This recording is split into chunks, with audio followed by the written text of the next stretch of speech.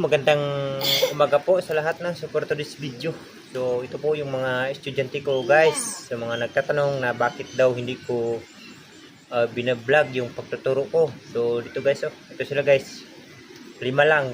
Yung iba, hindi nagpasok kasi busy ang kanilang mga magulang. Walang maghahatid. So, dito guys, huwag ninyong isipin na po ay nakapagtapos na. Nako, hindi po guys. Ako ay walang alam din, hindi tinanggap bilang isang volunteer teacher para lang matulungan ang bayan mga guys or sityo.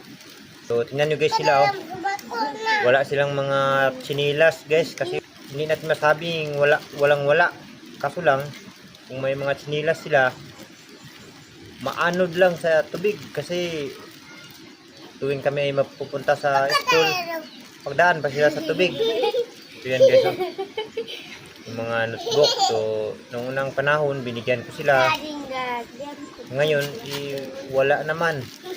Nasira lang. Kaya alam mo na, mga bata pa. Hindi marunong mag-alaga ng kanilang mga gamit. So, shout out sa mga solid supporters, mga followers. So, isa pong mapagpalang umaga po sa inyong lahat. So, bye-bye. Bye-bye langon. Bye-bye langon. Bye-bye. Bye-bye. Tell you. Bye-bye. Bye-bye.